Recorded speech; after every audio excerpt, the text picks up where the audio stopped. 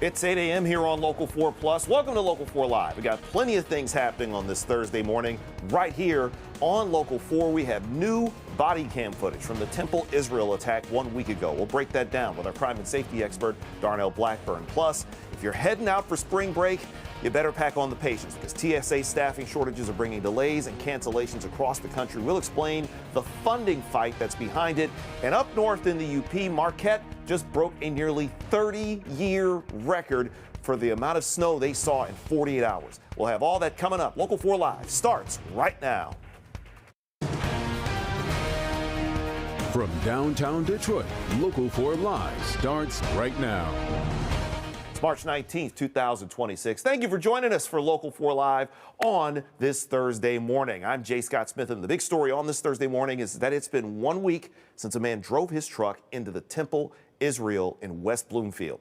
More than 600 first responders were there last Thursday morning, and now we're getting a look at the body cam video that shows the moments that officers rushed into that building. Local 4's Amaya Kuznicki takes us through it, but before we show you the video, we must warn you that this might be difficult to watch. You guys coming? Come on. Keep coming. Come on. Turning them over at the door. Turning them over at the door.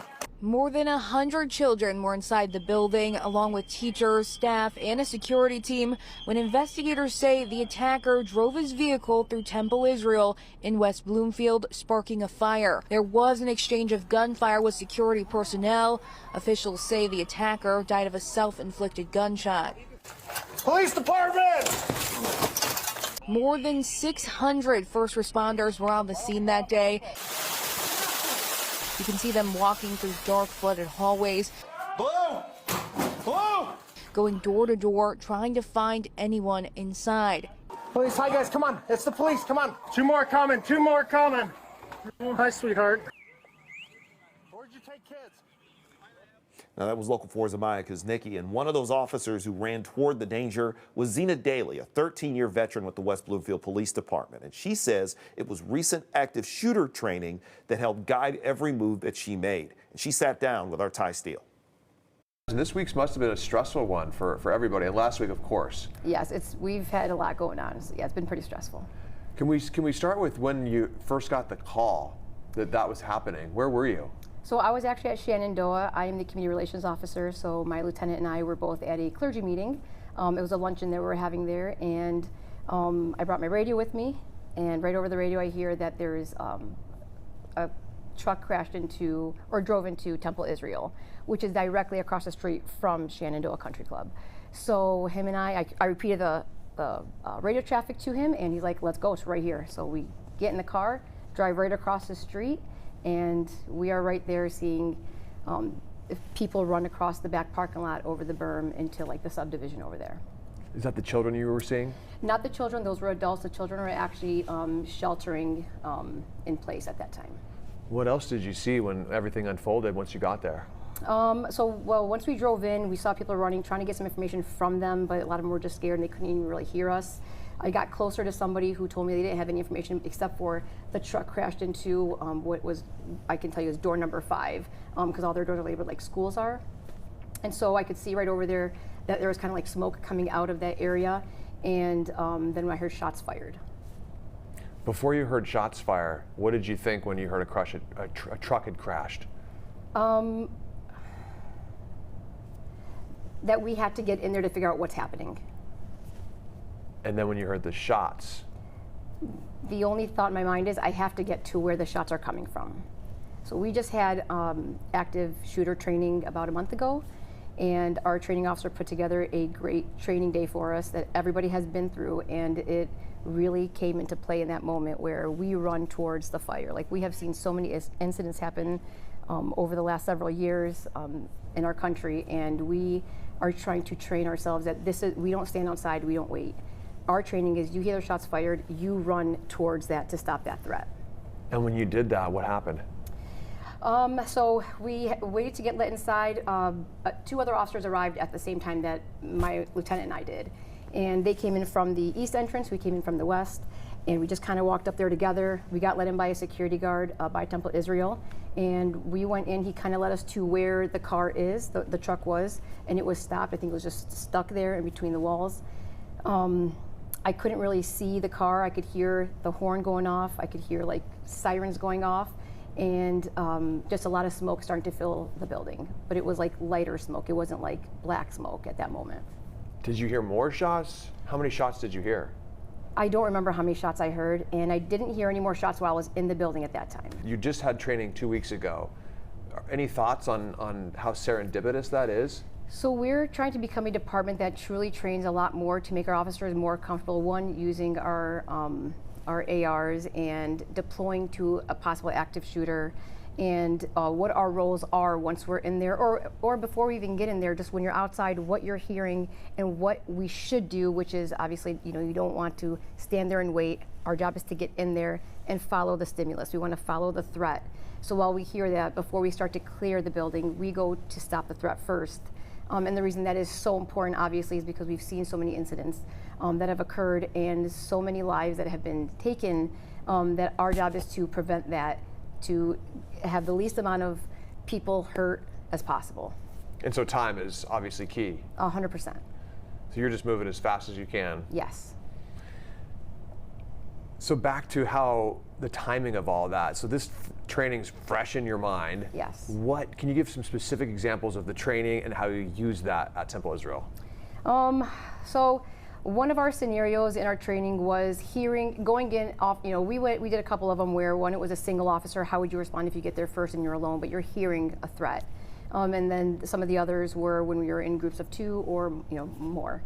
And so this came in nice because we did have, or why it was fresh in my mind was because there was 4 of us there that I could remember initially being in that parking lot when the shots were fired and going to the door. So we all knew our job. We all knew that we had to go in. Nobody hesitated.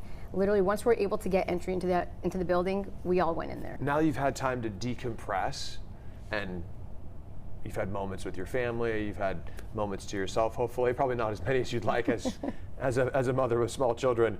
What are your thoughts now, taking yourself out of the chaos after witnessing what you just witnessed and having the training and knowing what to do in that moment? How do you feel now? I was very happy to have had that training and to have had it so recent because I feel like it truly played a part in my reaction time, or just in my reaction overall.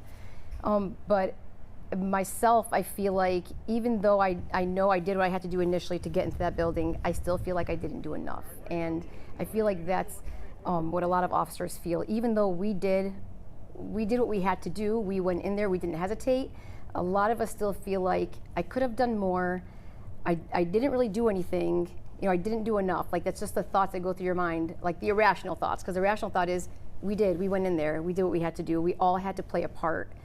Something we were trained in is don't just stand around, find work to do. But there were so many officers in there that you then had to leave the building, so we're not bogging it down and making it more dangerous, that there's not a incident between officers, that you have to go outside and find more work to do, make yourself useful and find something to do to help the situation. What kind of burden do you think officers carry with them when they're the first ones to respond to active shooter situations, first responders in any way? There's an emotional and there's a physical toll, but there's also an emotional toll, and I would imagine just a stress toll that it takes to be a first responder. What is it like living like that and trying to manage that? I think it's a lot if we second guess ourselves. Even if you think you did everything right, the situation turned out right, or as it should, you still second guess yourself. So we're always thinking, what could I have done better?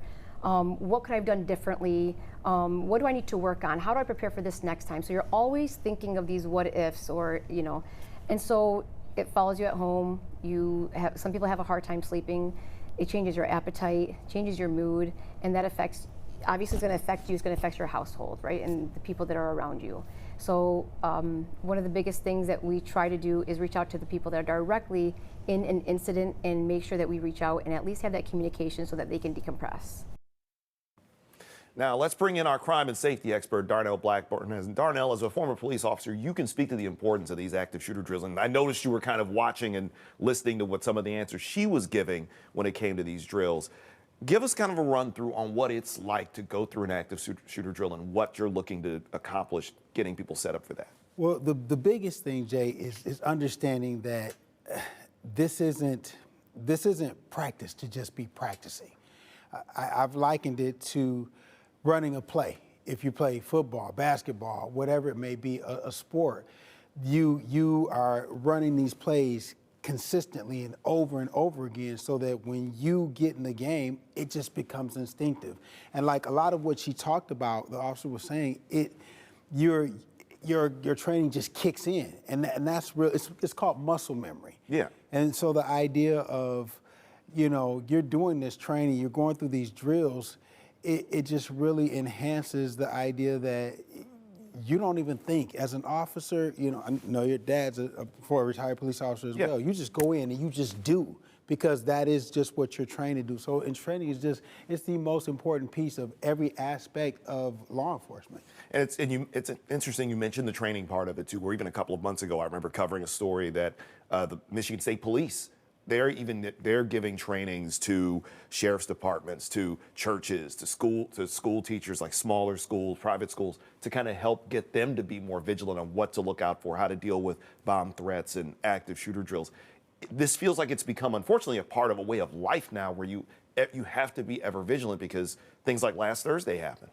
It is, and sadly, this is the world we live in, but thankfully, this is the world we live in to make sure we can try to mitigate and minimize these things. And the idea of going through these scenarios, I mean, I know a lot of viewers seen this and they thought this is it's heart-wrenching to watch, and it is. But not only the fact that the officers have gone in, they're strategically searching rooms, the compassion and the care and the concern that they're showing once they figure out who the victims are. That all is encompassed in the idea of conducting this training. And so MSP is doing it, sheriff's departments are doing it. The biggest thing is for civilians, for lack of a better term, to make sure that they get involved and enrolled. This stuff is being offered for free now in a lot of places, and just so that we're all on the same page and we can help keep people safe. We often hear the phrase run, hide, fight, which is a thing that is asked a lot more now. It's kind of similar how when growing up, we used to have the fire drills in school. Yeah. And that's the thing, is remember how to get out of the fire drills, stop, drop, and roll, if it was the old school tornado drills and everything else, to make sure you're prepared for that. But now, because of what we've seen in the last 10, 15, 20 years, this has become more of a thing too. A run, hide, fight are the three words you really need to know going into schools. And you've seen that. You've seen that in the victims. You've seen that in the teachers. You've seen that in the staff that recognize that this is what we need to do, and they need to do it right away. And so it's so important to ingrain that. I mean, training is important for law enforcement, it's important for civilians, it's important for everyone. And one of the more important things is to always just plan. Don't be afraid, but plan. Know where the exits are. Know and think about what you're going to do in case of an emergency. That's Darnell Blackburn, our crime and safety expert here on Local 4. Thank you for joining us this morning, Darnell. Appreciate it, Jay. You can scan that QR code you see on your screen for all of our stories, including any updates on the Temple Israel attack. It's all right on our website at clickondetroit.com. And, well, stop me if you've heard this before, but gas prices went up again overnight. Sounds lovely, doesn't it? Well, we'll show you how drivers are navigating this crazy spike in gas prices when Local 4 Live returns on this Thursday morning.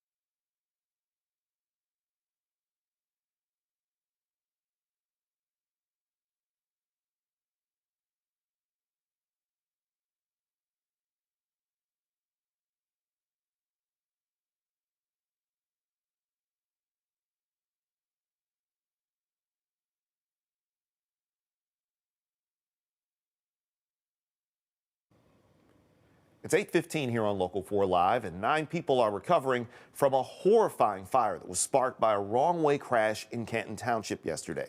Now, a viewer caught the flames and heavy smoke on Wednesday afternoon on Ford Road at Haggerty, and police say that a car slammed into a semi-truck, spilling fuel, which then ignited the fire. 4 officers were injured pulling victims out of their cars, but everyone is expected to recover. Meanwhile, in Sumter Township, a man is in custody accused of killing a woman inside of a mobile home park.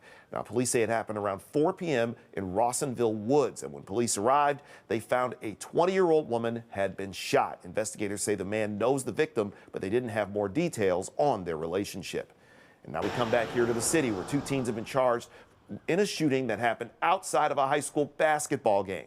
Detroit police say that the teens got into a fight during the February 27th game between University Prep and Edison high schools. And before they took the brawl outside, a 16-year-old is accused of shooting a 17-year-old in the leg, and both teams are facing weapons charges. And it is once again, unfortunately, time to talk about it. The price of the gas has gone up once again overnight, and people are feeling it. Well, they're not feeling it, but they're feeling it in their pockets. And the average price for a gallon of regular gas is inching closer to $4. It's sitting at $3.92 right now. That's 5 cents higher than this time yesterday, 36 cents higher than this time a week ago, and $1.03 higher than back on February 19th, 1 month ago. And if you want to find the cheapest prices, Gas Buddy has a guide on their website. Right now, and we're seeing the cheapest gas is at the Amex duty-free spot on 4th Street in Detroit. That's $2.99 a gallon. The next cheapest is in Detroit and Warren at the SNK stations. Those are $3.27 a gallon. And you are looking live at Buffalo, New York, where the madness of March is set to begin for both Michigan State and Michigan.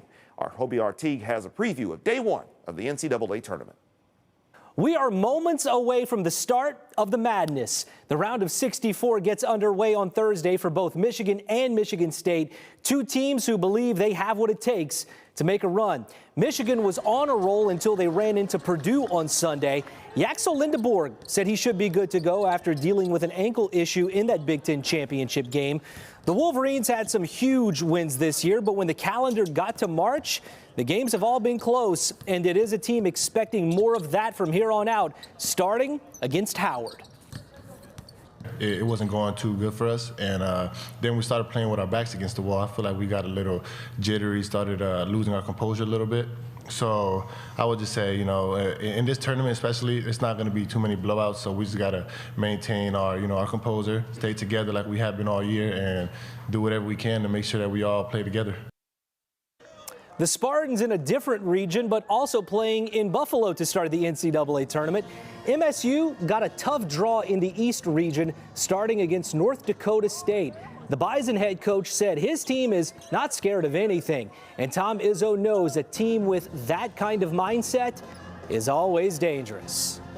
What makes them scary is they're well coached, they got good players, but I think what makes them scary is this is their Christmas, 4th of July. They get a chance to pit themselves against the people they watch on TV, and I think that's a strong way to put it. Now, the Spartans get going today at 4:05, by the way, and Joel Sebastianelli is going to be in Buffalo for both the Spartans and Wolverines games. He'll break it all down tonight on Local 4 News. Now, we go from the madness of March and the beginning of spring to the madness that has been winter over the last few days, the last week, where we have seen just about any possible scenario, whether it's the cold, whether it's the snow, whether it's the severe weather, and think about what's going on up north. And now spring is finally about to make its arrival, walking in and looking around like, what is this? I think there's more madness with the weather than there is with basketball right now, at least this March, because, yeah, we have it all over the place. It's been wacky, roller coaster, teeter-totter, whatever you want to call it, and really the tale of 2 seasons across the state. And so it's going to take some time for the feet of snow up north to melt. But here, close to home, well, we are noticing a huge swing upwards in temperatures, anywhere from about 10 to 15 degrees. And this is just the start of a warming trend to round out the work week, as we will be officially welcoming spring tomorrow. Right now, we're just about above the freezing mark or right at the freezing mark in some locations. And I get it, that's considered cool, but it's a lot warmer than the teens where we've been the last couple of mornings, so probably not feeling quite as cold. Satellite radar showing that there is a front crossing the Great Lakes that did trigger a little bit of drizzle and a couple isolated patches throughout the morning, but not everyone saw that. So as we look at exact track 4D, south of I-94, off to the west, maybe another sprinkle or two, but it is awfully light. So right now we just have that cloud cover, but the clouds could possibly break this afternoon, giving way to some sun, and we will be warming up to about 49 for the afternoon high. So this is actually a very seasonal end to winter as far as what our average high is on this date. Now let's talk spring, because tomorrow is the vernal equinox. So spring will officially arrive at 10:46 a.m. So with the vernal equinox, that means that the earth is tilted neither toward nor away from the sun. So you pretty much get equal amounts of daylight and darkness at all latitudes on this date. Now we have record warmth in the forecast for the western portion of the country for the first day of spring, but this is just a continuation of what Arizona's been dealing with. That dome of high pressure brought the earliest triple-digit temperatures to Phoenix yesterday, and even through tomorrow we're still looking at record warmth. And above average warmth will be draping the nation tomorrow, with one little exception. It's down to the southeast, especially Florida. But for us here, we're going to be benefiting from the ridge and the jet stream, and so we will be flirting with 60 for the first day of spring. Now, it could come with a spring-like shower, not an all-day washout, so probably maybe impact a little bit of that morning drive, and then we spend the rest of the day dry. Saturday's pick day of the weekend, dry, but then Sunday, we have another little chance for a passing shower. Snow up north, but we dodged the snow part of it, because guess what? We're back around 60. So your full forecast shows that we're on either side of that 60-degree mark for the weekend, first official weekend of spring. We do take a drop by almost 20 degrees on Monday to start the next work week, but it comes with some sunshine, and then we rebound nicely either side of 50, so still just a little bit above average through the middle of next week. That's not too bad. All things considered, that we were sitting, like you mentioned, we were sitting in the teens the last couple of days, and it's been kind of just up and down. So that's actually a really nice way to start spring finally. Absolutely. And I don't know about folks that are watching at home, but I still have some leaves that are under bushes and stuff outside because we got the snow so early in fall. I am itching to go outside and do some spring cleaning, and I just feel like this weekend's a great weekend to do that. My dad has been trying to get yard work done, and every time he thinks about it, it drops off 15 degrees or 20 degrees. He's he'll finally get to do that. Thank you so much, Ashley. We'll have you back on a little bit later on, but coming up, there's going to be an effort to get a statewide ban on kratom, the supplement that's also known as gas station heroin. Now, we'll tell you who's leading the charge against it coming up after the break. Plus, we're also getting a check on the trouble that travelers are facing with those ongoing TSA shortages thanks to the government shutdown. We'll have more on that coming up when Local 4 Live returns at the bottom of the hour.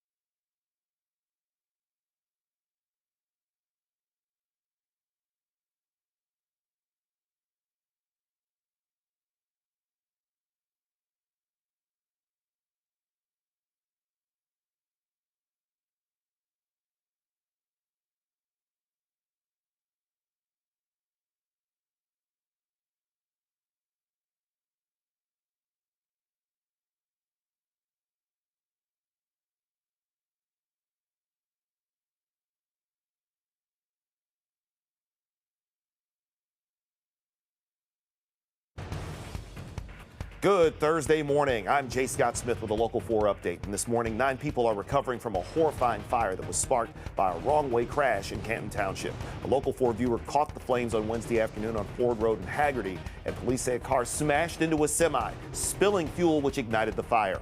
4 officers were injured pulling victims from their cars. Now, coming up on Local 4 Plus, it's more Local 4 Live, and we'll update you on the state's push to ban kratom, the supplement known as gas station heroin, and we'll tell you who's leading the charge. Plus, we'll hear from the 3 Democrats hoping to replace Senator Gary Peters and see where they stand on the issues. And we'll also tell you which spot has the best soup in town. Carlos Parisi checks out Metro Detroit's favorite, built on family tradition, comfort, and of course, great soup. That's all ahead on Local 4 Live.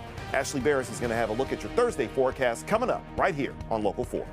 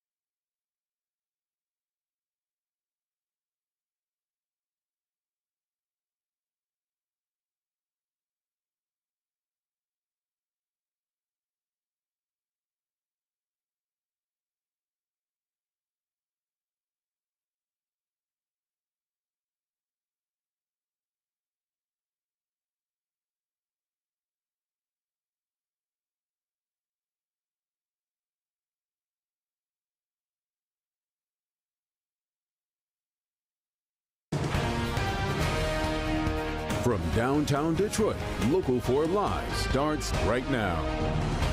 It's 8:30 here on Local 4 Live. Good Thursday morning. Welcome to Local 4 Live once again for this 19th day of March. I'm Jay Scott Smith. We start this half hour talking travel issues around the country because it's another day and it's another long wait in those TSA lines for passengers. Here's a live look at Miami International Airport, for example. When with spring break in full swing, travelers are dealing with some of the worst TSA lines we've seen during this entire government shutdown. And the man who's been picked to lead the Department of Homeland Security is currently facing the heat on Capitol Hill. Here's NBC News' Tom Costello. 5 weeks into the partial government shutdown and some of the longest TSA lines we've seen yet. Hours-long lines in Miami. We always get here like 3 hours early, but some of these people are really screwed. Same in Atlanta, the line weaving around the luggage carousels. If you have a flight out of Atlanta today, in the next couple of hours, get here as soon as possible. And New York LaGuardia.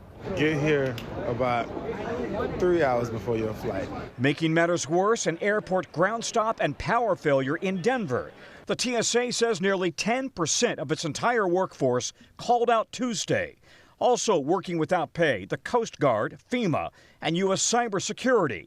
Democrats and Republicans both insist they want to fund Homeland Security. Why are we not funding these agencies that protect Americans? We have put on the floor bills to fully fund TSA, and my Republican colleagues have objected. But Republicans object to Democratic demands to include ICE policing reforms, part of a contentious confirmation hearing for Senator Mark Wayne Mullen to replace outgoing DHS Secretary Kristi Noem.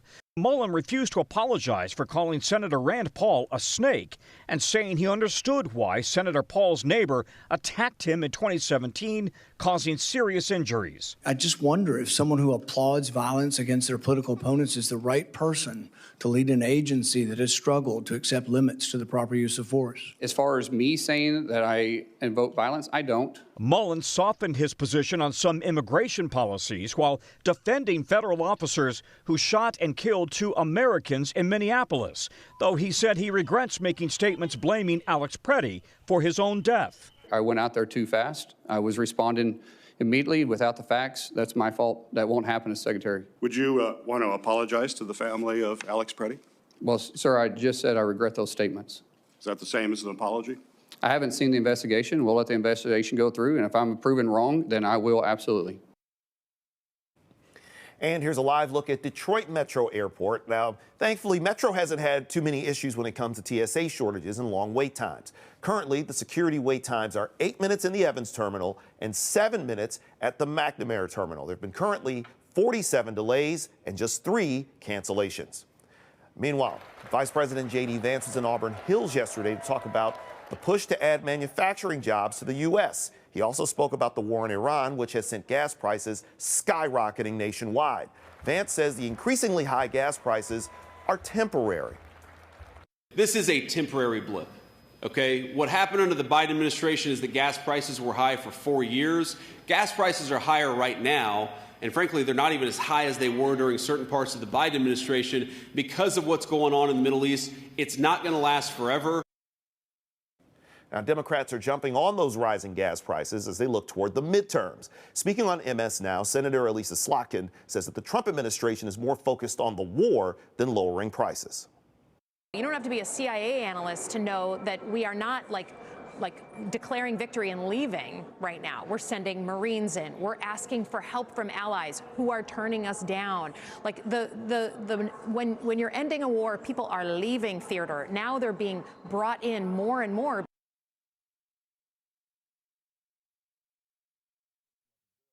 That would ban kratom in the state, and it passed the House on Wednesday. Now, the herbal supplement, often referred to as gas station heroin, is sold in gas stations and convenience stores, and some cities have already moved to ban it. And if this measure does become law, it would make kratom illegal statewide, and it follows the DEA listing kratom as a drug and chemical of concern. Supporters say it can act like an opioid, sometimes even stronger than morphine.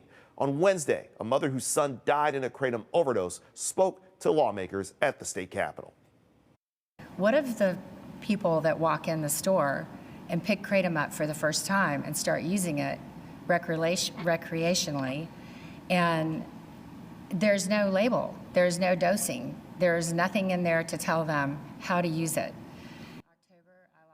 Now, the bill passed the Republican-controlled House along party lines, and it's now in the hands of the Democratically controlled Senate.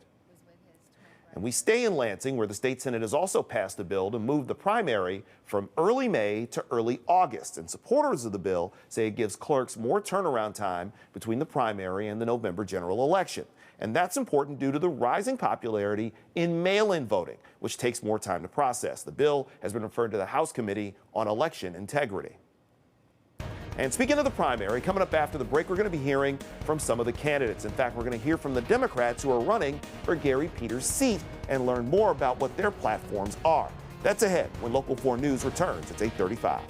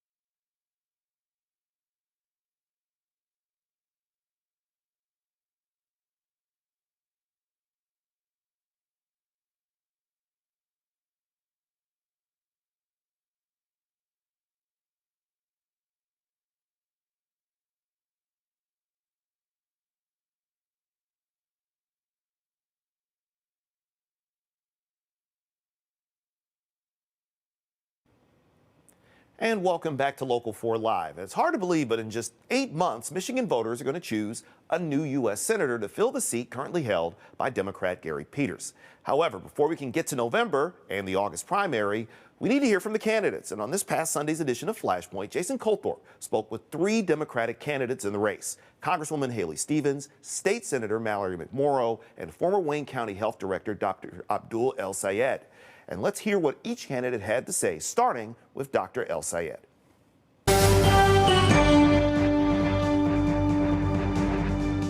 Joining us now on Flashpoint, Dr. Abdul El Sayed, candidate for the U.S. Senate. Thanks for being here. Let me start with the war in Iran. You have said that this war is not in the best interest of Americans. Isn't eliminating a regime that's believed death to America is their #1 belief for 50 years a good thing? There are a lot of terrible regimes out there. And if we make ourselves the world's policemen, ask yourself how much time our government is going to have to actually solve problems that we have. Now, I've been to 80 different cities across our state, 270 public events. And everywhere I go, people are asking me about, what are you going to do about the fact that I can't afford my health care? What are you going to do about the fact that my groceries are too expensive? What are you going to do about the fact that I'm worried about losing my job? What are you going to do about my kids' school? They don't ask me, what are you going to do about Iran? And right now, you've got a president who ran on the idea that things are too expensive and he was going to do something about it, now taking us to, what, the 3rd foreign entanglement in just this year alone. I think this is an administration that has, frankly, broken the law, taken its eye off the ball, and I'm talking to the people who have to pick up the pieces and pay for the price. Our partner in this is Israel, which you've been critical of. Would you, if you become senator, would you continue to vote, or I should say vote to approve the continued sale of arms to Israel? I would not, because ask yourself, why is it that we are in the business of funding foreign militaries when we cannot afford good schools and healthcare here at home? I'm sick and tired of being told what to do by a foreign government, because ask yourself, who is this war in Iran for, aside from the weapons manufacturers, aside from Israel, who has been trying to pick a war with Iran for 40 years and finally found a president dumb enough to do it? This is not about American security? Doesn't make us safer? We were not at any imminent risk. In fact, they told us that when they bombed Iran in July, they had addressed the imminent risk. And now we're back a couple months later. What are we going to do this again 8 months from now? This is an incoherent approach to foreign policy. Meanwhile, they tried to, what, take Greenland, and then there's the whole Venezuela situation. Now they're talking about Cuba. I mean, where else do they want to go? And at the end of the day, I don't pay my tax dollars. You don't pay your tax dollars. We're about to pay taxes next month. We don't do that so another country gets a tank or a bomb. We do that so our kids get good schools and good health care, which, by the way, they don't have. So I think we need to be focusing on making sure that people can afford the things they need here at home, rather than making endless war that our young people have to fight in, that our treasure goes to fund. Closer to home, you've supported abolishing ICE. What do you say to the moderate voter who wants that border enforcement and undocumented criminals sent back to their home countries? So we were hearing about ICE in Minneapolis. Now, you've seen a map of the United States. Correct. I'm sure the viewers have too.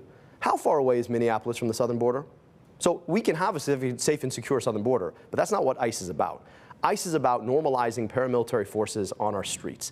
ICE has broken the foundational law of the land, which is the constitutional order. They're shooting people in the streets with our tax dollars. By the way, $185 billion to fund ICE. You know what that is? That is bigger than the budget of the Marines. That is bigger than the budget of the FBI. Without ICE, how do you handle deportations? Or do you believe no one should be deported? Well, just a basic history lesson here. ICE didn't exist until the 2000s. The United States has existed since 1776. We did it just fine before. This is not, again, about immigration enforcement. I am okay. I am for immigration enforcement. I am for a safe and secure southern border. ICE is not about that. ICE is about normalizing a paramilitary force answerable to only one man and his unelected bureaucrats in the White House, and they are breaking the Constitution over it. And we all have to just be clear about the fact that we can secure our southern border. We can enforce immigration policy, but you don't have to shoot Americans in the back of the head or in the face to do it. Let me jump back to health care. You've talked about Medicare for all. Americans have seen promises from different presidents, different leaders for many times about health care reform that just never materializes. How realistic is implementing something like Medicare for all? Look, I'm going to be one U.S. senator out of 100, right? I can't do it alone. Right. But one of the problems that I think we've basically forgotten is that we as senators are not in the business of just having a conversation with other senators. Our job is to have a conversation with the American public.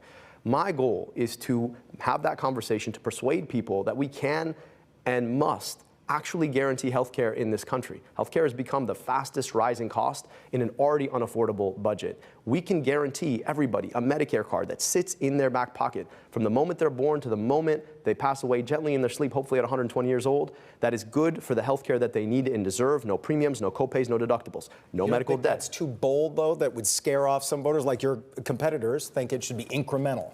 Yeah, I just think at this point, when you've watched your premiums go up 15% last year alone, we're going to watch a lot of people lose their health care coverage. You know what that's going to mean? That means that health care costs are going to go up on everybody else next year again.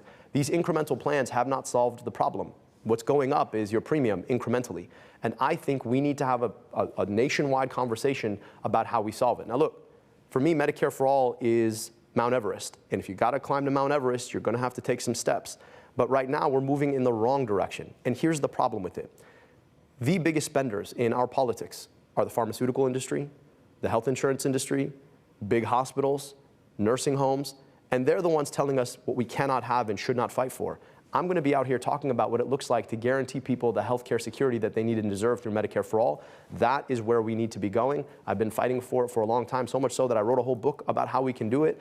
And as a U.S. Senator, you'll count on me to be fighting for that and working toward that throughout my time in D.C. Your opponents have, on the Democratic side, have legislative experience, one in Congress, one at the state level. Why should voters choose an outsider over people that have already been in the middle of this, knowing how to pass laws? So two things. Number one, I'd be the first Democratic doctor elected to the U.S. Senate since 1969. I'd be the first ever public health official, as far as we know, ever elected to the U.S. Senate. If you look at what RFK Jr. is doing right now, I think we probably could use one of those in the U.S. Senate. And I offer that uniquely in our country, and Michigan has the opportunity to send somebody with that background. How would you push back on some of the things he's legislating? Well, number one, I think we need to stand up to the fact that right now, when you are scaring people about vaccines, one of the single most important public health interventions in modern history, you are putting people at risk, and we need to hold them accountable. Second, we need to rebuild a purpose-built public health infrastructure. The Food and Drug Administration, the National Institutes of Health, the Centers for Disease Control and Prevention, he's just tearing them down. What we need to be doing is making sure that they're purpose-built for the future. But I want to finish that point. I know that I am not a legislator, but I have run agencies in government where the rubber hits the road. In Wayne County, I led a $172 million organization with 550 employees. I was responsible for delivering basic things like WIC services, making sure that veterans had the resources that they needed, making sure that our restaurants were safe and healthy places to eat, putting air quality monitors all over Wayne County, putting glasses on kids' faces, eliminating medical debt. I think that what we're missing in the U.S. Senate is people with real governing experience that actually have to make the rubber hit the road every single day. And I bring that and that perspective to the U.S. Senate. You got a lot of folks who've been former legislators. You don't have a lot of folks who've worked in local government and understand how it works. I got to leave it there. Dr. Abdul El-Sayed, thank you very much for the time. Appreciate it. Now, coming up in the 9 o'clock hour, we were going to hear from another Senate candidate. That would be State Senator Mallory McMorrow. And people in northern Michigan and the UP continue to dig out after this week's monster blizzard. Here's a live look at Marquette, which got the worst of the storm, and that included breaking a record set back in 1997. We'll tell you what that is when Local 4 Live returns. It's 8:45.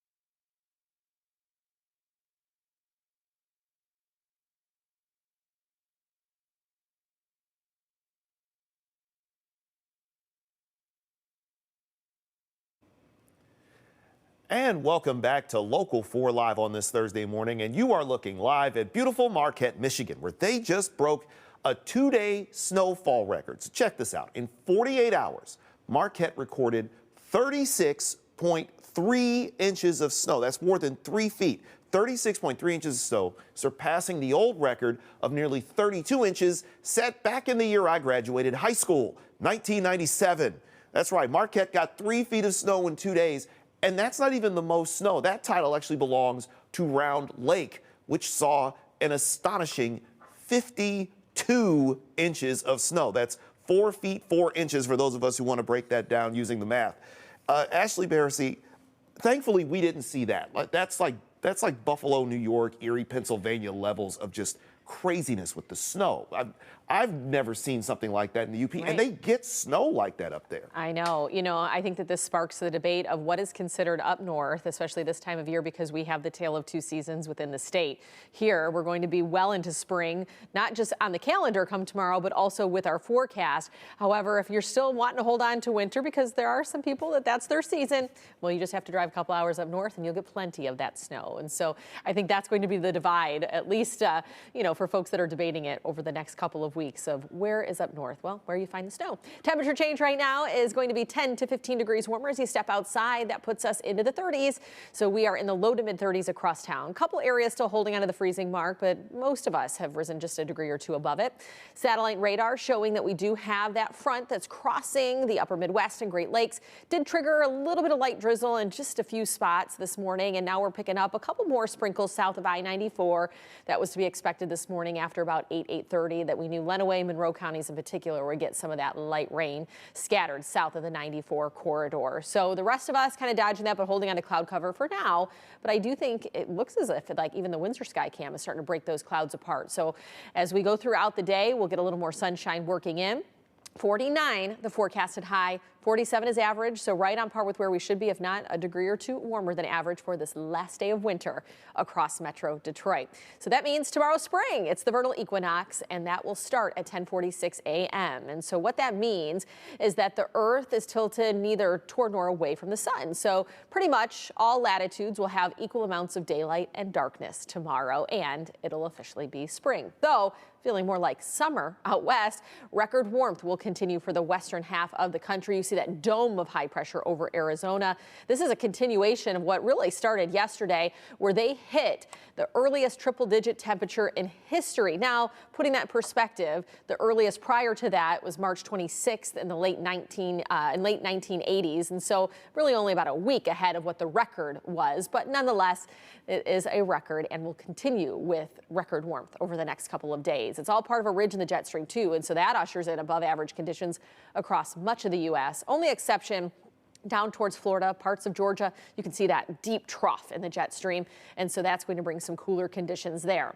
So clouds and radar, with the warmth, we get some spring-like showers for the first day of spring, but not a washout. Spring-like showers will arrive throughout the morning, so that might clip that morning drive, but then we're drier for the rest of the day.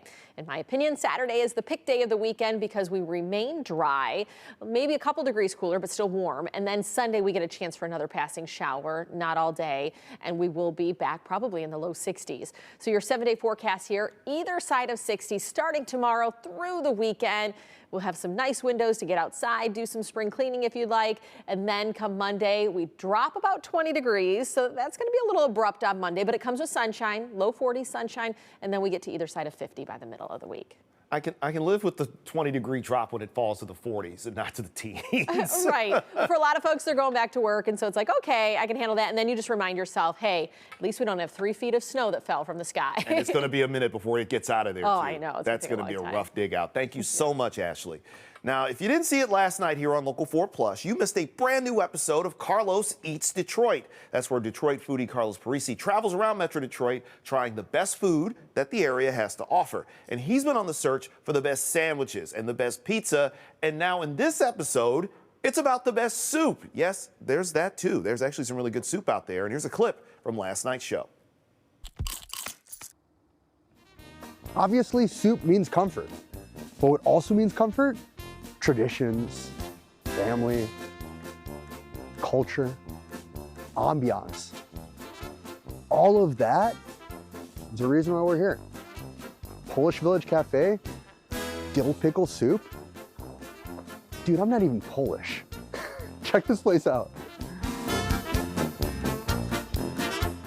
All right, the thing that I love about this, I love so many things about this place. I can't even pick the things that I love about this place.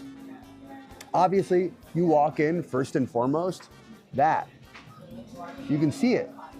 From the checkered tablecloths, to the basket of bread on the table, to the real deal candle in this nice red jar. True ambiance. There's a Swedish word called mysig, M-Y-S-I-G.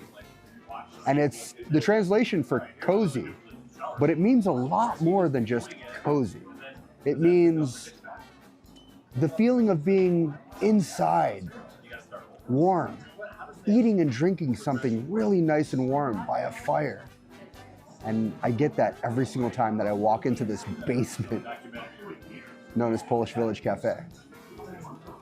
It's a beautiful thing. I have to note too, this was not filmed before December 25th. And you still got this rich holiday texture of lights, garland. It's that holiday comfort. So I'm gonna do the dill pickle soup for sure. I'll do a bowl of that. Do you have any other soups up right now? I have dill pickle, chicken noodle, mushroom, cabbage, beet, kielbasa, and chardonnay. It's my duck's blood. I like 8 soups. That's hardcore. What's your biggest suggestion out of the other ones? I'll say kielbasa. The kielbasa? Let's do it. I started coming here as a kid. It's one of these places that like you just kind of went to, right? And I'm not Polish, but I grew up in a family that we tended to eat Polish because that was the food of the neighborhood, right? The idea of me being American means having all of those foods, having all of those cultures, having all of those people present in one place. And I can't get enough of that idea. Here comes the soup. Yes. Excellent. Dill pickle soup. I love pickles. I love soup. Got shreds of carrots in here, potato. It's a creamy base.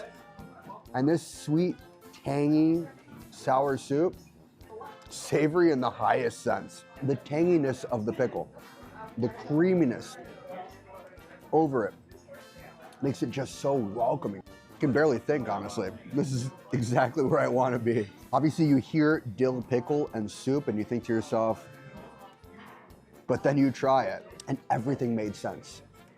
It shouldn't, but everything made sense. Look at these shredded pieces of dill pickle in here, shredded pieces of carrot, creamy. You got the onion in here offloading, but everything just becomes one unified flavor of tangy creaminess. That sounded weird. Maybe don't say that. Let's get up into this kielbasa soup. Oh my God. If you didn't already see these hearty chunks of meat in here, look at that. You jump in and immediately it touches the tongue of just the soup, but then you crunch into that kielbasa and the kielbasa is the flavor. The fact that they had 8 soups on the menu, 8 soups on the menu, as much as I adore both of these soups and could absolutely jump into 6 more of the soups that they have on tap here, we got more soup to eat. I gotta go to another spot that I love, and I definitely want to show you guys. Now, Carlos obviously visited plenty of other cool spots too, and that includes Mike's Famous Ham Place in Detroit, Cedarland in Dearborn, El Asador in Southwest Detroit, and Korea Place in Sterling Heights. And you can watch that entire episode of Carlos Eats Detroit right here on Local 4+, as well as on Click on Detroit and streaming on our YouTube channel. Now, there's another hour of Local 4 Live coming up, and the 9 o'clock hour will have more on the shocking allegations against civil rights icon Cesar Chavez, as accusations of sexual assault have been brought against the man thought to be a hero of the labor movement of the 1960s and 70s. Plus, it's an important piece of equipment that is now missing. As the family of Amp Fiddler says, you can try to help get this MPC back. And students across Michigan are learning what to do if severe weather strikes. We'll tell you how a former Local 4 meteorologist has helped make that happen. That's all ahead coming up in the next hour of Local 4 Live right here on Local 4+. We'll see you at the top of the hour.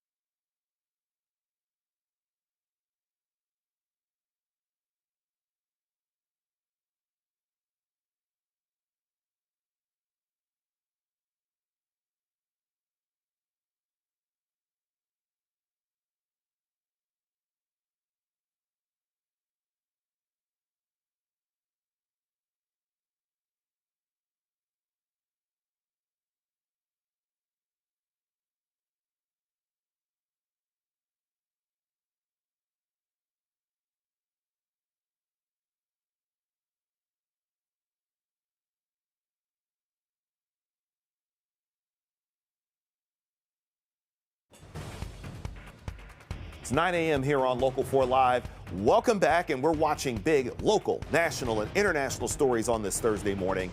Here at home, it's been 1 week after the attack at Temple, Israel. And we're getting a look inside of the police response, and you'll see some of the heroic actions that may have saved lives last Thursday. And the price of the gas has gone up again overnight. It is now close to $4 a gallon here in Michigan. We'll tell you what happened in Iran in the last 24 hours that's likely contributing to the jump and could send them even higher. And it's a pivotal election year here in the state of Michigan as we continue to hear from the candidates who are vying to win that Democratic nomination for the open Senate seat held by Gary Peters. Another hour of Local 4 Live starts right now. From downtown Detroit, Local 4 Live starts right now. And thank you for joining us for our number 2 of Local 4 Live on this Thursday morning on March 19th. I'm Jay Scott Smith, and the big story this morning is that it's been 1 week since a man drove his truck into Temple, Israel in West Bloomfield. More than 600 first responders showed up last Thursday morning, and now we're getting a look at the new body cam video that shows the moments the officers rushed into that building. Local 4's Amaya Kuznicki takes us through it, but before we show you this video, we need to warn you that it may be difficult to watch. Guys coming? Come on. Keep coming. Keep coming. Turning them over at the door. Turning them over at the door. More than 100 children were inside the building, along with teachers, staff, and a security team, when investigators say the attacker drove his vehicle through Temple, Israel in West Bloomfield, sparking a fire. There was an exchange of gunfire with security personnel. Officials say the attacker died of a self-inflicted gunshot. Police department! More than 600 first responders were on the scene that day. You can see them walking through dark, flooded hallways. Blue! Blue! Going door to door, trying to find anyone inside. Police, hi guys, come on. It's the police, come on. 2 more coming, 2 more coming. Hi, sweetheart. Now, that was Local 4's Amaya Kuznicki, and we do have more of that body cam footage on our website at click-on-detroit.com. Plus, we'll also have ways for people to donate to the families that were impacted. Meanwhile, 9 people are recovering from a horrifying fire that was sparked by a wrong-way crash in Kenton Township on Wednesday. A viewer caught the flames and heavy smoke on Wednesday afternoon on Forward Road in Hagerty, as police say a car smashed into a semi which spilled the fuel that ignited the fire. Now, 4 officers were injured pulling victims from their cars, but all of them are expected to recover. We move over to Sumter Township, where a man is in custody accused of killing a woman inside of a mobile home park. Police say it happened around 4 p.m. When police arrived, they found a 20-year-old woman had been shot. And investigators say that the man knows the victim, but they didn't have any more information on the details of that relationship. And we now move to the war in Iran and the impact on gas prices across the country as oil prices jumped again overnight. And it happened after Israel struck this gas field in Iran, and then Iran followed by attacking energy facilities across the Middle East. Now, the Director of National Intelligence, Tulsi Gabbard, won't say if Iran's nuclear program was an imminent threat to the U.S. It's the reason that the president gave for attacking Iran in the first place. Gabbard and the CIA director faced a grilling on Capitol Hill, but Democrats had more questions once the hearing was over. NBC News' Alice Barr has more from Washington. Hi there. National Intelligence Director Gabbard has long publicly opposed U.S. intervention abroad and any effort at regime change. And while she said Iran wanted to rebuild and grow its nuclear program, she did not specify if that added up to an imminent threat. For those who are so far, there has been none. In a heated hearing on Capitol Hill, Director of National Intelligence Tulsi Gabbard deflecting and deferring to President Trump when pressed on whether Iran's nuclear program posed an imminent threat to the United States. It is not the intelligence community's responsibility to determine what is and is not an imminent threat. Okay. That is up to the president based on a volume of information it is precisely that he receives. It is precisely your responsibility to determine what constitutes a threat to the United States. Senators drilling down on how Gabbard's statement that the intelligence community assessed Iran's nuclear program was obliterated by U.S.-Israeli strikes last summer with no effort to rebuild since then squares with an imminent threat today. Iran maintained the intention to rebuild. That following the resignation of director of the National Counterterrorism Center, Joe Kent, who said he left because Iran did not pose an imminent threat, now speaking out with Tucker Carlson. Was Iran on the verge of getting a nuclear weapon? No, they weren't, 3 weeks ago when this started. CIA Director John Ratcliffe pushed back against Kent. I think Iran has been a constant threat to the United States for an extended period of time and posed an immediate threat at this time. Overnight, a source familiar with the matter telling NBC News Kent is being investigated by the FBI for allegedly leaking classified information and that the investigation began before Kent announced his resignation. He alleged parts of the administration would try to come after him. And try and discredit me. The FBI declined to comment. A House committee holds a similar hearing today on worldwide threats, while at the White House, President Trump hosts the Prime Minister of Japan, fresh off the president's push for military intervention from Japan and other allies to help secure the Strait of Hormuz. In Washington, Alice Barr, NBC News.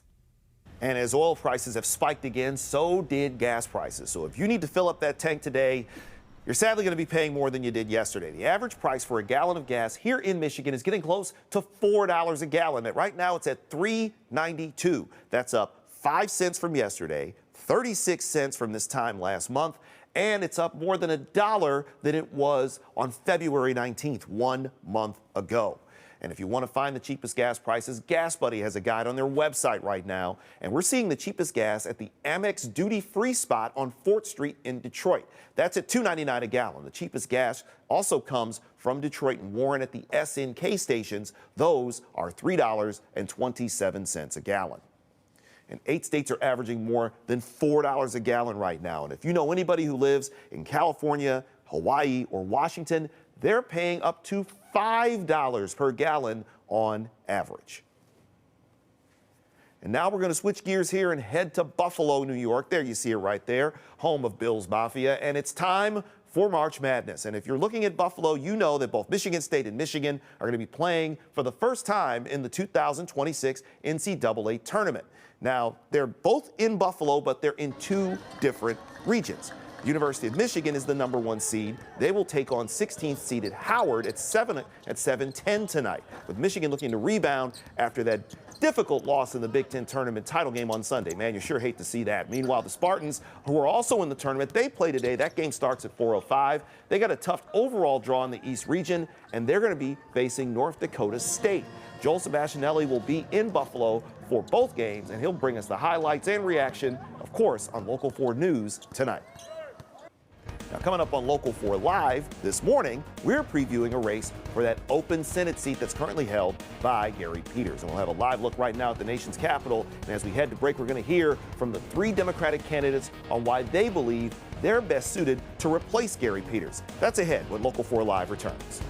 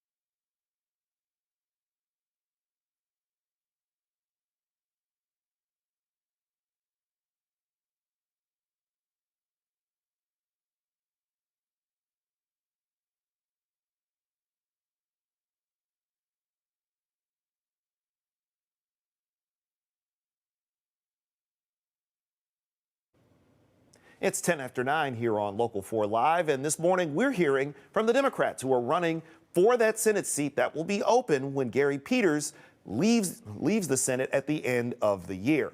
Now, on this past Sunday's Flashpoint, we heard from the 3 Democrats that are running for that seat. Now, last hour we heard from Dr. Abdul El-Sayed, and now we're going to hear from Michigan State Senator Mallory McMorrow. Back here on Flashpoint with our next candidate, Mallory McMorrow. Thanks for being here. You are on record opposing the war in Iran, but proponents are arguing the U.S. should support Israel and the Middle East and by ridding it of the most dangerous state sponsor of terror, and that would be Iran. And that by chance makes America safer. Do you agree with that or disagree? I disagree in this moment. You know, the decision to go to war is not one that should be taken lightly. And the Iranian regime certainly is no friend of the United States, but they did not pose an immediate threat to the United States. We've already seen gas prices jump almost $1 in just the last week alone. Was listening to a news report this morning where a trucking operator says he's now spending $500 more per day to ship goods. That means costs are going to be passed on to us. And in this moment, when this administration is slashing healthcare costs, SNAP funding, we simply can't afford to be at war right now. Do you feel the alliance that we have with Israel in the U.S. is starting to become detrimental to the U.S.? A lot of people think it's Israel that pulled us into this war. So we can support our ally and disagree with Prime Minister Netanyahu. I think a lot of the decisions that he's made to align himself with the far-right government have not only put American interests at risk, but also Israelis at risk. There are poll after poll after poll that show if an election were to be held today in Israel, Prime Minister Netanyahu would no longer be the prime minister. So I think we really have to weigh what does supporting the people of Israel mean for our ally in a way that doesn't put their interests at risk or our interests at risk. If you become senator and he's still in charge, would you vote to continue selling arms to Israel? I'm on record saying that I would halt offensive weapon sales to Israel. Israel has a unique position in the Middle East where they are attacked from all sides constantly. So defensive weapons to protect Israelis is something that I would continue to support. But I think we really have to take a look at what it means to continue to support an administration that pushes further into Gaza, into the West Bank, and starting altercations all throughout the Middle East. Let's talk immigration for a minute. You've been critical of immigration efforts, but stopped short of calling for ICE to be abolished. Why is that? It's about leverage, and experience matters here. Republicans control the Senate, they control the House of Representatives, and they control the presidency. It might feel good to say a slogan, but that doesn't give you any negotiating power at the table. What Democrats do have in the Senate is the power of the purse. With the filibuster, they can extract negotiations, concessions out of the budget process, and I'm encouraging my colleagues on the federal level to do exactly that. Get ICE out of our communities. We've already fired Kristi Noem with public pressure. Make sure that we... Is that enough in your mind? I don't think that's enough. We need to ensure that all of the agents who have been hired in the last year without proper vetting, without proper training, are removed. We need to rebuild an agency that actually does immigration enforcement. No raids in our communities, no entering people's homes without a judicial warrant. There needs to be strict use of force policies. Right now, this is effectively secret police for the Trump administration, terrorizing our neighbors. That sounds close to wanting to abolish ICE and just revamp it, but you're saying keep the core tenets of what the agency does, which is deport people who might be here illegally and might be the violent criminals. And that's exactly the point. I think the Trump administration figured out very quickly it's difficult to go after violent criminals. So they stopped doing it. They're going after preschool teachers and kids and parents. We had a dad downriver who owns a painting company who dropped his son off at school, was picked up. We haven't seen him in a year. Nobody would argue that these are violent criminals who are hurting our community. Yes, we have immigration laws. We need to enforce them, especially for people who are hurting our communities, and we need an agency that does that. And ICE right now is not doing that job. Couple hot button issues. Let's start with health care. You support a public option, but not Medicare for all, as your opponent, Abdul El-Sayed, does. Why is he wrong that wanting total reform, going big rather than incremental reform? So he's sort of waffled on some definitions of Medicare for all. And what I come at this as somebody who's been a legislator now for the last 8 years is what is the goal and how do we get there as quickly as possible? I believe unabashedly in universal health care. We should have no resident in Michigan who is going bankrupt or who is not seeking care simply because they can't afford it. There have been multiple states now who have implemented a public option. And when the ACA passed, we were so close to getting a federal public option as part of that deal. In the states that have implemented a public option, not only have they closed the gap on the uninsured, they're actually driving insurance rates for private health insurance down as well. So if you're a Michigander who likes knowing that you can see your specialist, you have a condition that means you need to seek that doctor and you know that your plan covers that, implementing a public option would be the fastest way to get to universal health care and bring everybody's costs down. People upset about data centers as well, being built, especially if it's going in their community, but they also enjoy using AI more and more these days. What's the solution to that? Michigan has an opportunity to lead here. You know, we have already in the state of Michigan over 70 data centers and have since the advent of cloud computing. Anytime you use a Google Doc, anytime you post on Facebook, it is saved to a server somewhere. The cloud is not in the sky, it's a physical location. So we know how to build these things. We passed some incentive legislation in the state that starts in the direction of where I believe we need to go. It says in law right now, a company cannot receive an incentive if ratepayers subsidize the cost of that data center. So we're protecting ratepayers. It requires union labor. It requires 90% renewable energy to be used to power that data center. I think we need to go further in the same way that we did on manufacturing. Michigan is the state that revolutionized manufacturing to ensure they're good union jobs, you have benefits, we make it safer, we make it cleaner, because we have to balance being the Great Lakes state with being a manufacturing state. And there's an opportunity with the billions of dollars that tech companies are going to be spending on this to make sure that we only bring in the data centers with companies who are going to do it right, who will not hurt our air or our water, who will make sure they use local union labor, and who bring revenue into our state and upgrade the grid in ways that we so desperately need. 20-second answer here. What's your pitch to the voters who think sending a state senator with just state experience to Washington in a time of global insecurity is the right move? This is Carl Levin's seat, and Carl Levin went from the Detroit City Council to the U.S. Senate and did a pretty good job. I've got a blueprint, a track record in flipping a Republican seat, then helping flip control of an entire chamber and delivering for people that we desperately need in Washington. Mallory McMorrow, thank you very much. Now, coming up at the bottom of the hour, we're going to hear from Congresswoman Haley Stevens. Meanwhile, temperatures are finally starting to tick up here in Metro Detroit after the last few days of just bitterly cold weather. But in the Southwest, they're dealing with record heat. And we'll have more on that when Local 4 Live returns.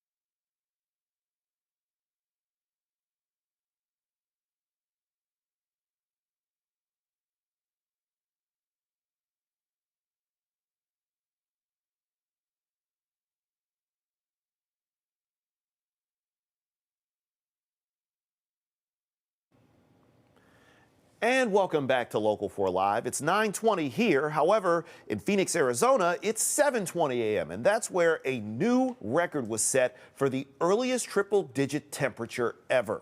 Yesterday was the beginning of an extreme heat warning, and the National Weather Service cited dangerously hot temperatures that could reach near 30 degrees above normal for this time of year. Now, the warning covers parts of northwest Arizona, southern California, as well as southern Nevada. Think Las Vegas. It's going to remain in effect through Sunday evening. Now, back here at home, the temperatures are finally starting to warm up as the vernal equinox, which is the start of spring, is on the horizon. Here's forewarned meteorologist Ashley Barrissey. Now, forewarned weather with Exact Track 4D. From record snowfall up north to record warmth, at least at one point this month, it has been a roller coaster ride, to say the least. A little bit of a teeter-totter, per se, with the temperatures. You can see that we have picked up below average days, above average days, record warmth. And so we're certainly coming off of a couple cool days, but that's not going to be the case as we round out the week, as we are warming things up. But we're kind of in a pattern that every Thursday, well, we're close to average. And today is no different, but we do get a nice bump in temperatures come Friday, Saturday, Sunday, and that's as we're welcoming spring, taking us well above average before the bottom falls out heading into Monday of next week. So your day planner for today, probably about 49 for the afternoon high. How about that? That's close to near average, maybe a degree or two above it, and we should peel back some of those clouds through the afternoon, giving us a few peaks of sunshine here and there. Now, come tonight, mostly cloudy, milder conditions as we bottom out right around 37, so not even falling to the freezing mark in a lot of spots. Southeasterly winds about 3 to 6 miles per hour. All teeing us up for the vernal equinox tomorrow. That means spring will officially arrive at 10:46 a.m. So the vernal or spring equinox is March 20th. And that's when the Earth's axis is tilted neither toward nor away from the sun. What that means for us, well, we get nearly equal amounts of daylight and darkness at all latitudes. It also will come with some record warmth tomorrow for portions of the country. Check out west. So that high pressure over Arizona bringing the record heat. Now, yesterday, Phoenix hit triple digits. That's the earliest triple-digit temperature ever on record, and so crushing that previous record date by about a week, and that was all the way back in the 1980s. And so feeling more summer-like for sure out west. But for tomorrow, the above-average conditions aren't just out west. It's going to drape much of the country. Only exception will be portions of Georgia and down into Florida, where there will be some below-average conditions in the southeast because of that trough in the jet stream. But a lot of us will be benefiting from the ridge in the jet stream, bringing that warmth from the south. So clouds and radar forecast. With the warmth will come a spring-like shower. So I do think we could get past with a little rain shower tomorrow morning, right around sunrise through the morning commute. Afternoon is dry. Saturday's the pick day of the week. Bone dry. We get some sunshine. And then Sunday will be a little warmer than Saturday, believe it or not, but it does come with a little bit of rain in the forecast. If you're looking for a window to do spring cleaning, Saturday is a great day to do that. So as we break down your 7-day forecast, we will be above average through the first weekend of spring, either side of 60. But we do take a little bit of a nosedive on Monday. We'll get some sunshine at least to go with it, but we fall to the low 40s, and then we'll bump back up to either side of 50 by Tuesday and Wednesday of next week. That's a look at your 7-day forecast. Thank you so much, Ashley. And coming up, we have a question for you. Who is top dog? And no, we're not talking about those radio commercials. We're actually talking about dogs. And we'll reveal the top breeds of the year coming up. Plus, Detroit Mayor Mary Sheffield is unveiling a new plan that she says will make the city's neighborhoods safer. That's ahead when Local 4 Live returns.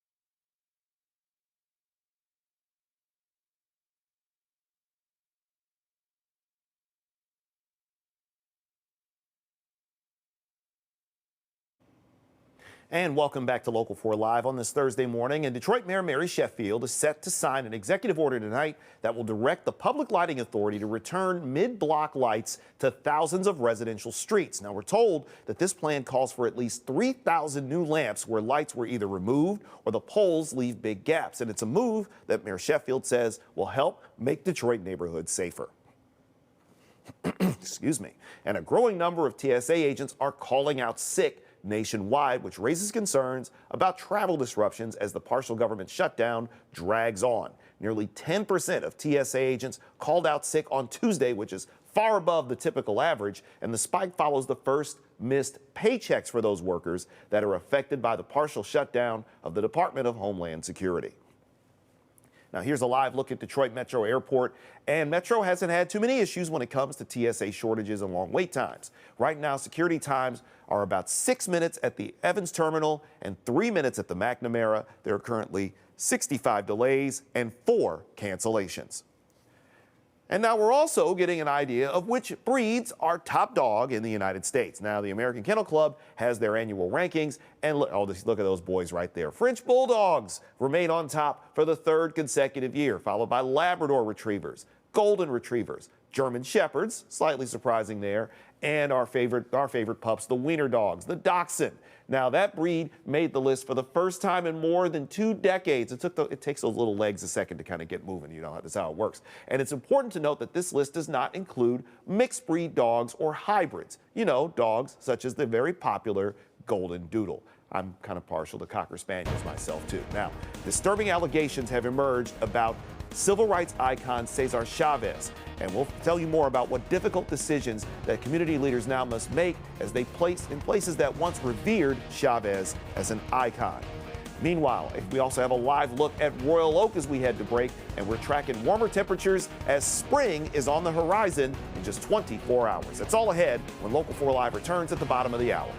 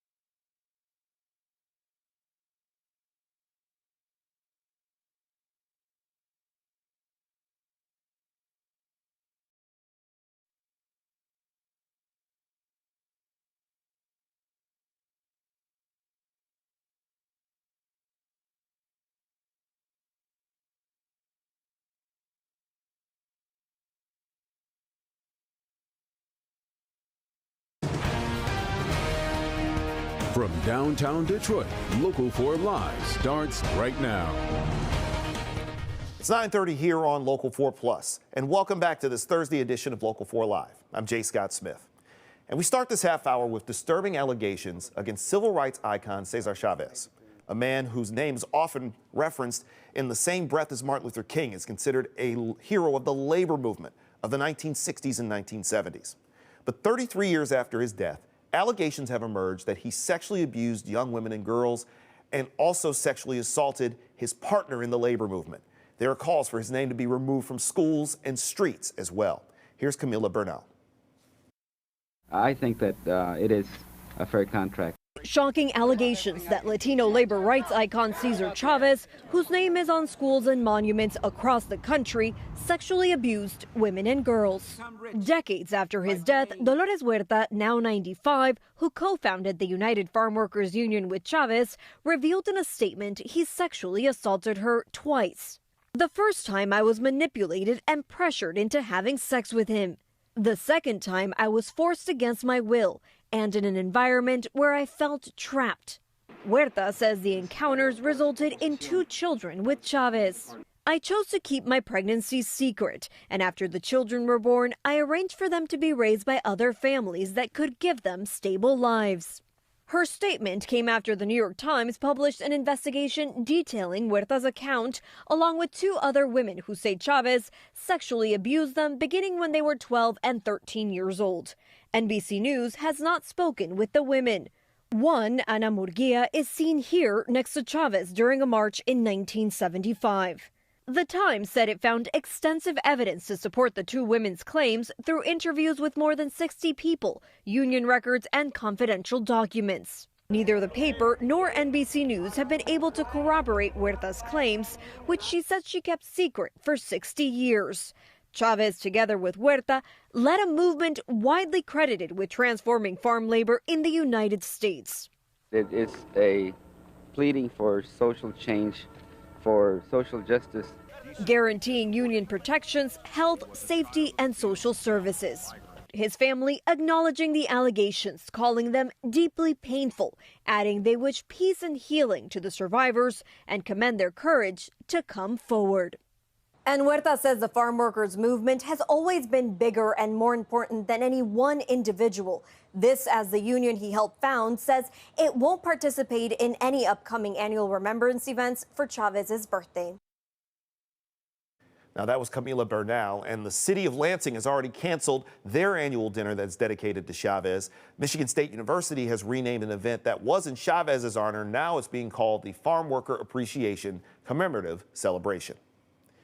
Now, let's take you live to Wall Street and the opening of the stock market. Here's a look at the big board. We're keeping an eye on the markets today with the rise in oil prices. And as you see right now, as the markets have just opened up, it's already started down. Right now, minus 295. In fact, now it's down to minus 300. The Dow dropped to a new low for this year over inflation fears. We'll let you know where things end up as the day rolls on. We head back up to Lansing, where the state Senate is taking up a bill that would ban kratom here in the state of Michigan. It passed the state house on Wednesday, and the herbal supplement, often called gas station heroin, is, as the name implies, sold in gas stations and convenience stores. Some cities have already banned it, and if this measure becomes law, it would make kratom illegal across the state. And it follows the DEA having listed it as a drug and chemical of concern. Now, supporters say it can act like an opioid, sometimes even stronger than morphine. On Wednesday, a mother whose son died of a kratom overdose spoke to lawmakers in Lansing. What if the people that walk in the store and pick kratom up for the first time and start using it recreationally, and there's no label, there's no dosing, there's nothing in there to tell them how to use it? Passed the Republican-controlled House along party lines, and it's now in the hands of the Democratically controlled state Senate. And we stay in Lansing, where the state Senate also passed a bill to move the primaries from early May to early August. Supporters of the bill says it gives city clerks more time to turn around between the primary and the November general election. That's important due to the popularity of mail-in voting, which takes more time to process. The bill has been referred to the House Committee on Election Integrity. Now, coming back to the city, Amp Fiddler helped shape the sound of Detroit. Whether it was funk or R&B or hip-hop or techno, likely if you've heard the song in the last 40 years, he had a hand in it. He's also mentored a generation of young producers, including the late, great Jay Dilla. And now his widow says someone has tried to sell one of his most important machines online. I spoke with her yesterday about what she says was taken and why this matters. Honestly, all of it is challenging. Tomby Stewart is still understandably working through grief. When you love someone, and of course someone that's loved by the world, you have to check your feelings sometimes, and you have to put on the face that people need. Her husband was Amp Fiddler, the Detroit music icon, and since his death on December 18, 2023, she's been on a mission to ensure that his legacy is protected, which is why when she discovered on March 2nd that this digital drum machine, known as an MPC, belonging to her late husband, suddenly showed up for sale on Facebook Marketplace, she was angry and heartbroken. All of a sudden, I received a barrage of text messages from our loving community. Realizing there had been no break-in at their home, she figured out the seller was someone Amp knew and confronted them online. They quickly cut off communication and took down the listing. Now, the machine contains beats made by Amp as well as samples he worked on with another legendary Detroit producer, Jay Dilla. Amp is widely known for teaching and mentoring Dilla on an MPC device. And where we are now, Audio Engineers of Detroit, is where he taught youth workshops. Robin Kinney is the president of the Audio Engineers of Detroit. Now, the MPC was his canvas. The idea that a machine he used to teach so many young producers could be hawked online is devastating to her. It's appalling to me to hear that that machine was taken. I asked Tomby how she wants this to be resolved. To possess something, even unaware, even if it was transferred unaware and the person is holding it and would like to handle things properly, I encourage that. Now, Tomby filed a police report at the 11th precinct back on March 10th. I spoke with DPD yesterday, and they say that this case is currently under investigation, but there have been no formal charges at this time from the Wayne County prosecutor. Now, coming up, we'll let you know what's being practiced in schools around Metro Detroit, and this week, that can be really beneficial during an emergency. Plus, our coverage continues of Michigan's open U.S. Senate seat, and you'll hear from the third Democratic candidate coming up when Local 4 Live returns.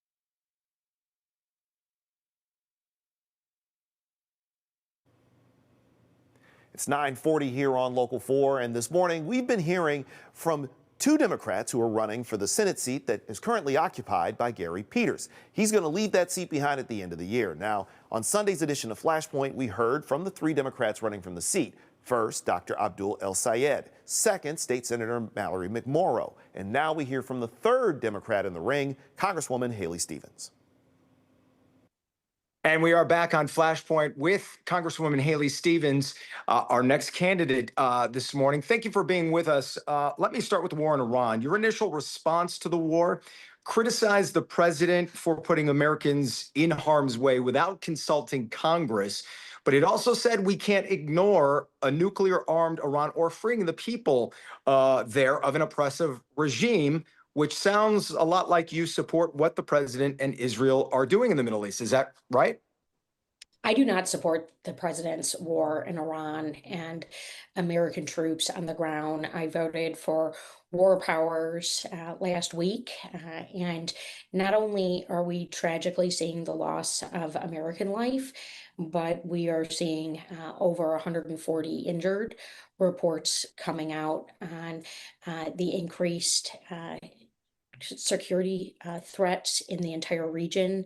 Michiganders who every day are reaching out to my office trying to get home from the Middle East. And here in Michigan, we're also paying the price for this war, $1 billion a day, energy prices going up. This is the least popular war in recent history. And President Donald Trump and his administration own it. They originally said, too, that we're in this now, or the timing of it is because Israel was going to strike. Do you disagree that Israel's kind of pulled us into this war? And has that strained our alliance with Israel, do you think? No, that's absolutely ridiculous. President Trump has made this decision unilaterally. It came after the State of the Union. He had every chance and his administration had every chance to bring us together to explain the threats and to explain what is going on. And he made this decision, and it continues to make the decisions around American troops and where we're going with this.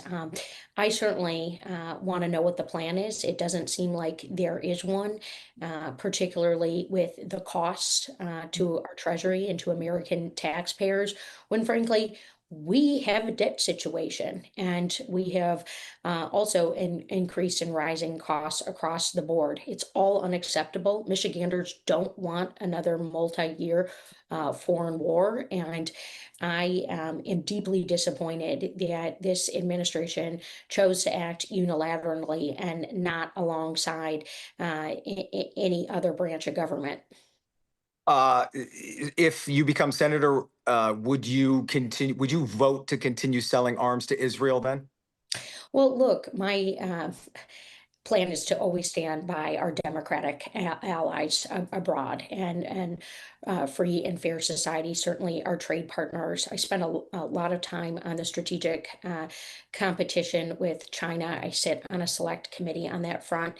And the world that I am envisioning for the mid-century mark is one that is led by freedom, that is led by open markets that promote equality and put up guardrails, certainly on the concentration of wealth. And America can't go it alone. So I want to see us continue to do economic trade with our allies. I want to see safety and security abroad, particularly in the Middle East, and long-term peace achieved. I absolutely plan to support the freedom and the rights of a free and fair society. Something your opponents have criticized you about is taking PAC money when they've sworn it off, and it's been pointed out that you have gotten at least $9 million alone from pro-Israeli PACs. Why should voters trust that corporate donors won't shape what you do as a senator?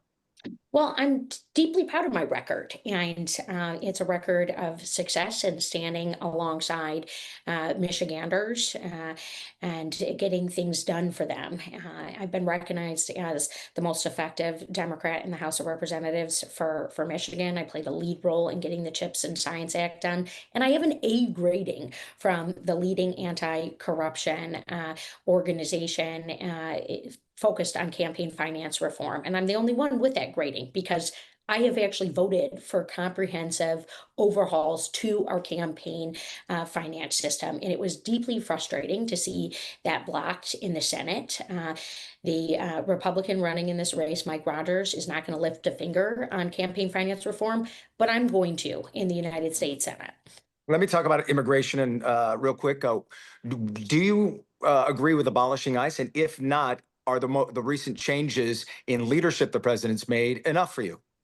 No, I don't. I think we're always going to have immigration and customs in this country, but what we need is dramatic reforms to Trump's ICE. And this is where I am putting my vote and my energy. I want to see accountability for ICE agents who have committed crimes. I strongly believe that Kristi Noem was mismanaging this agency and needed to go. We also have a lot of questions about the $75 billion plus up of your taxpayer money to ICE while your healthcare costs are going up, while food benefits and educational resources for this country are being cut. And that is why I'm supporting legislation to redirect the $75 billion plus up to ICE to state and local law enforcement for the purposes of safety. Of course, we do not want dangerous criminals in our neighborhoods. 90% of ICE arrests are of people without a criminal background. It is chaos and it is an overreach. And also, Americans are losing their lives. Let me get to one more thing here. People love their AI. They're using it more and more, but they certainly don't want massive data centers in their backyard, in their community. What's the solution? And I have 1 minute.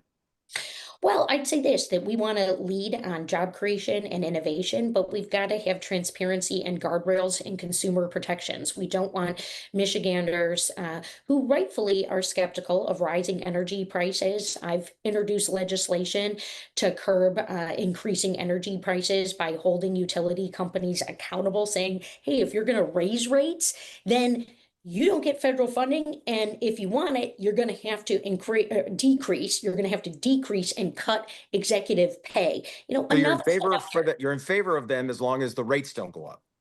I'm in favor of job creation, environmental guardrails, and support for communities making their own decisions. And our state that does the site selection of new jobs coming in and enterprises being built here. But I don't want the race to the bottom. I want to make sure that Michigan is leading on jobs. I think that this new partnership with our building trades and some of the innovators could be a step in a great direction. I want to have jobs and growth, especially as GDP is centered here in Michigan on our industrial economy. I got to leave it right there. Haley Stevens, thanks so much for your time. We appreciate it. Thank you. Now, if you missed any of the candidate conversations on Flashpoint, you can see them all at clickondetroit.com. And we've also got breaking news in right now, and we are learning, and this is going to be tough news for Pistons fans, that Cade Cunningham is going to be out for a stretch of time. Now, according to ESPN's Shams Charania, Cade suffered a collapsed lung that will sideline him for, quote, an extended period of time. Now, you may recall the injury happened in the first quarter of Tuesday night's win over the Washington Wizards. Cade was injured when he took a knee to the back diving for a loose ball and had to leave the game early. The Pistons initially said they were back spasms, and now they're going to play the Wizards again tonight in D.C., and there's no word on when he'll be back in the lineup. The Pistons are currently 49-19, first place in the Eastern Conference. They have 14 games left in the regular season before the playoffs begin. We'll be back on Local 4 Live.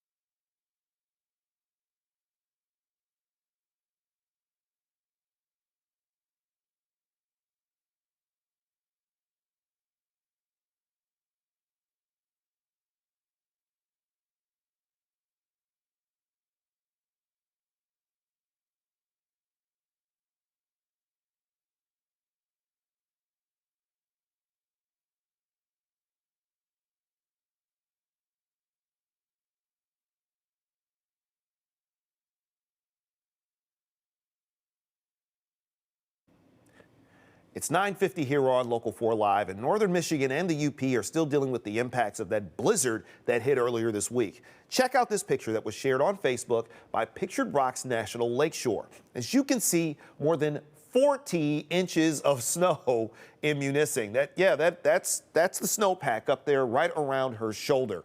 Now, it's right above the ranger's waist, actually, and here's a look at Ashley's forecast where thankfully we don't have to deal with that kind of snow.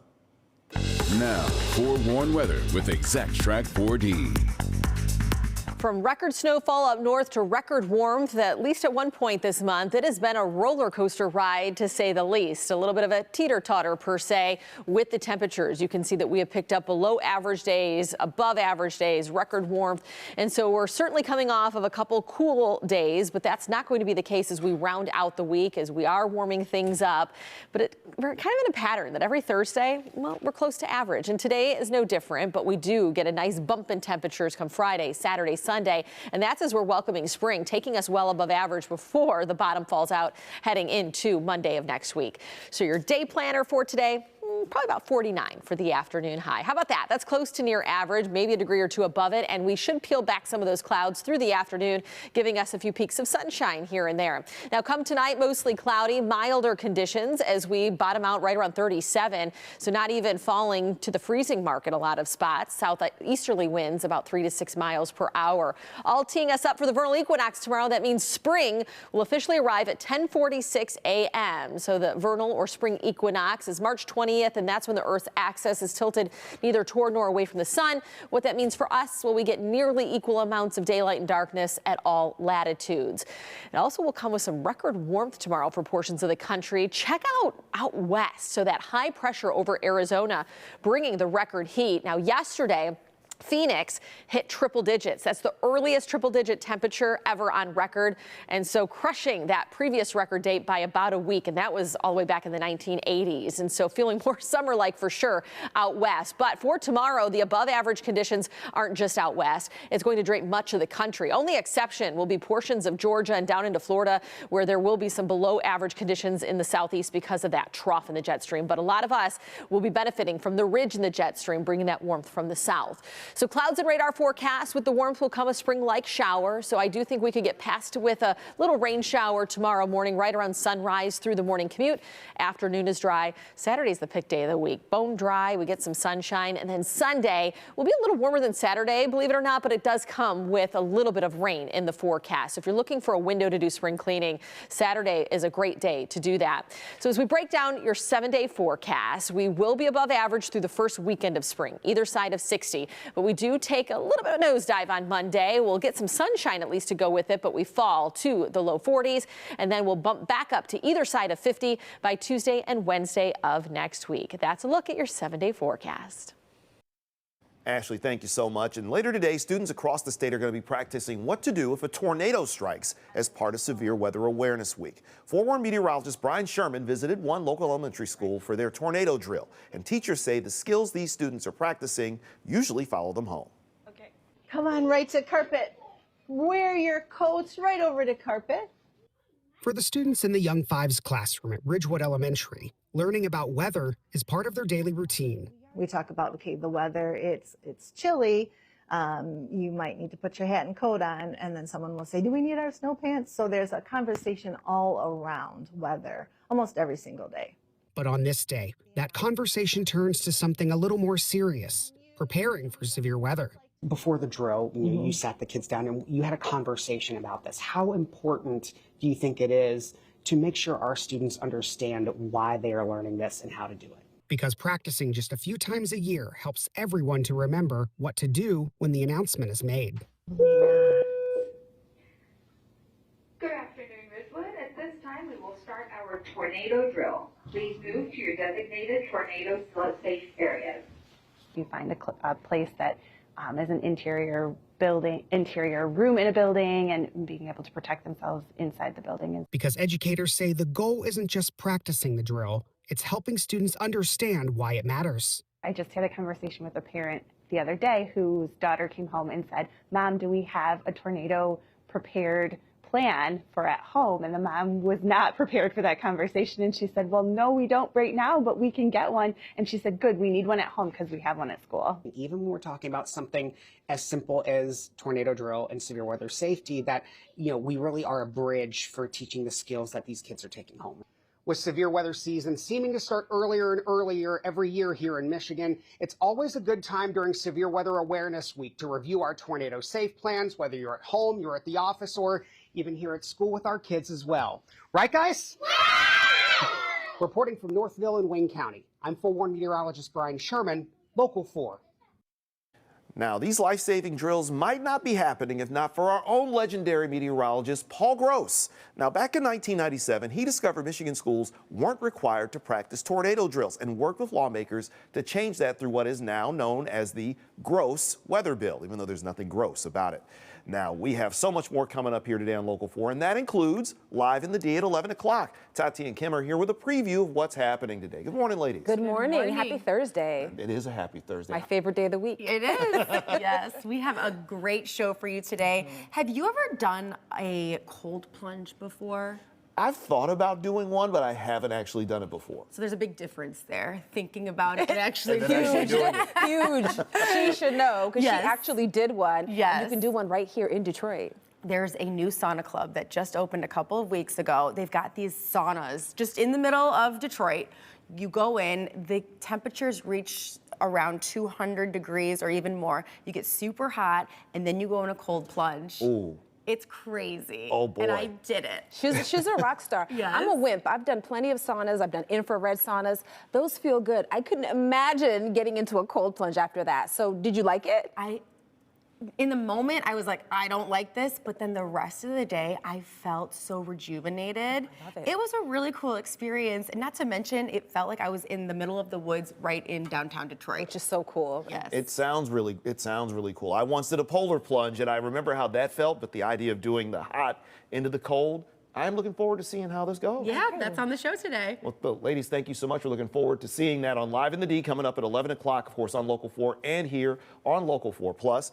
And we want to thank you for joining us for Local 4 Live on this Thursday morning. Remember, you can follow all the news, weather, and everything else on Local 4 Plus, as well as on Click on Detroit and the Local 4 app. Click on Detroit app. Have a great Thursday, everybody.